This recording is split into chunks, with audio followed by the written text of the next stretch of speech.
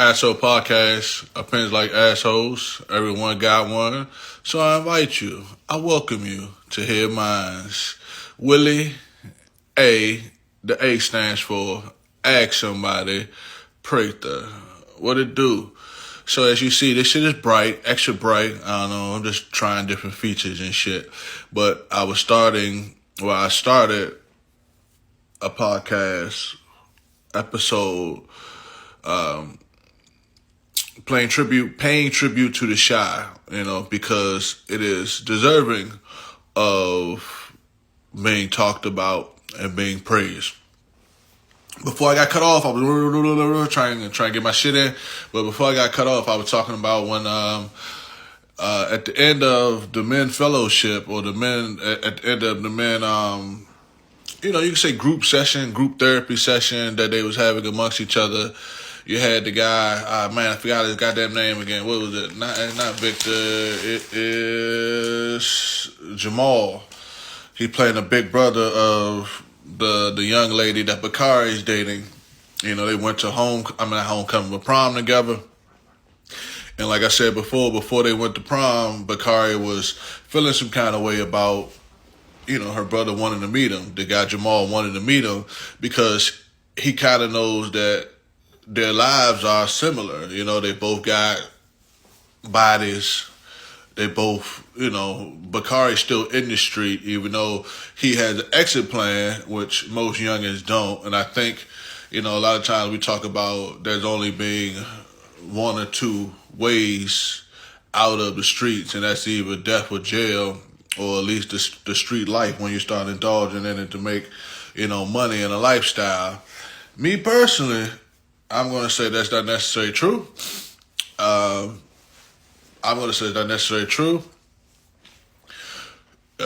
guess folks would say, well, where's the examples? I would say there's a lot of examples, whether there's rappers, whether they're actors or actresses, whether they are, in this day and time, social media influencers or influencers, however you want to look at it. I believe that,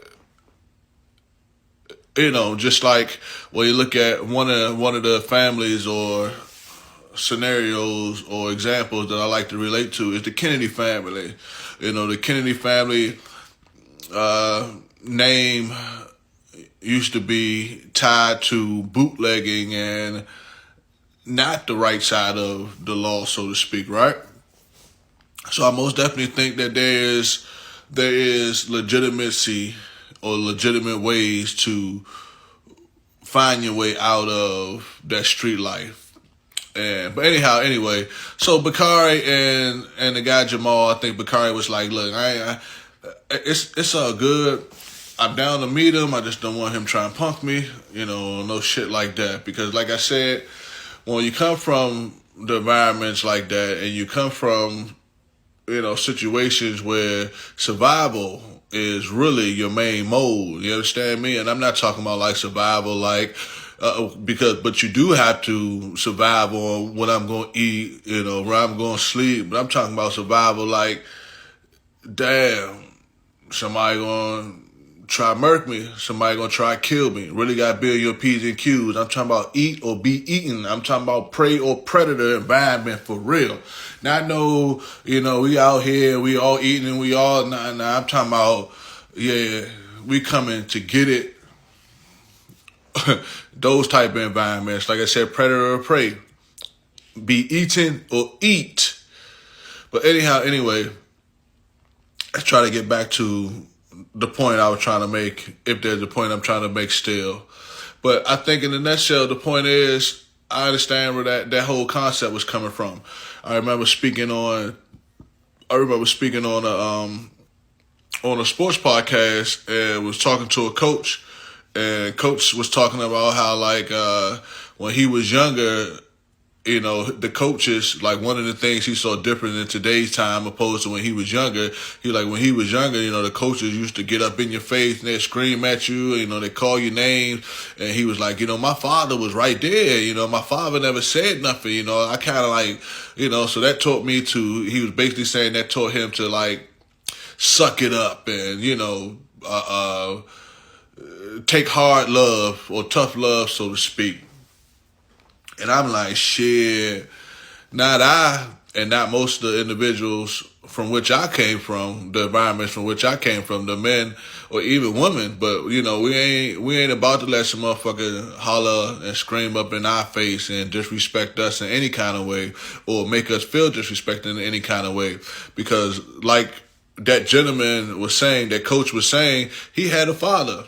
His father told him things that when you individual and you growing up in certain environments and you don't have a father, you don't have a leader or a mentor, so to speak, to guide you and kind of tell you, hey, look, that really isn't that big of a deal. You can kind of let that slide, or you can check it, but you don't gotta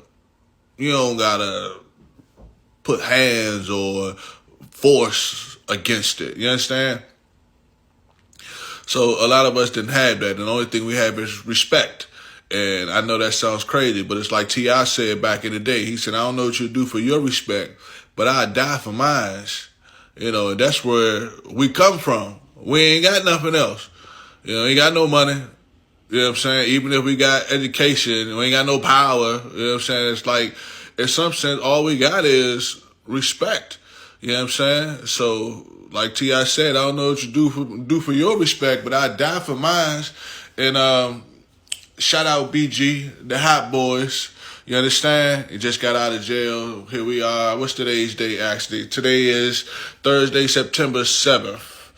Also the day that Tupac Shakur, they say, was shot in Vegas. Not they say, was shot in Vegas, if I'm not mistaken, right? But anyway, yesterday, I believe, Wednesday, September 6th, BGG was released, but I brought up BGG because we were talking about respect, right? And like Hot Boys say, respect my mind or get your brain knocked out. Respect my mind or and the boys in your house. You did. But anyway, I really, really appreciate the shot because not only, like I said, with the men are they showing great examples and leadership of what we need to be showing and what we need to be discussing and expressing. But I also like what they're doing with the youngins, with the young group. You know what I'm saying? Like they really are showing you like this generation, their coming of age maturation process, which looks a lot different, I would say, than any other generation of coming of age and their maturation process. I mean, this generation it's so free. It's so open, really. I'm not saying they don't have their own struggles and their own trials and their own tribulations, but they are able to walk in the freeness that those elders that came before them have fought for. And I also like what the Shy's doing when you talk about the LGBTQ plus community. Or however, not trying to say however, but however, I don't know, you want to call it community or whatever have you, the individuals who identify under, I would call it an umbrella at this point, right? But I like that too. I really, really like that because like I was telling the woman that was sitting next to me when I was watching it, I would say my wife, but I don't know who she is sometimes. But anyway, not for real. Like I was telling my wife when I was watching it, I was like, you see, this I can't give you. There's a lot of the stories and scenarios and characters and issues in the Shy that I can give you. Being a black male, being from the inner city, being from that environment, being a writer, being a creator, there's a lot of that I can give you. And when I see it, I say, wow, I'm glad. I don't, there are times where I feel like, damn, somebody else taking some more of my ideas, somebody else. But when I see it being portrayed the right way, it's not my idea. It was the idea that I grasped from out of the universe, and I'm glad that somebody else in the universe was able to grasp it. But I love what they're doing there. I really do. But, I just hope that it's being portrayed the right way because, like I said, I can't give you that. Even with Victor, I love Victor's character because he liked what he liked, but he's still a man. You know what I'm saying? A man of the people, a man's man, and a ladies' man. But Asshole Podcast, opinions like assholes, everyone got one. So I thank you for hearing mine.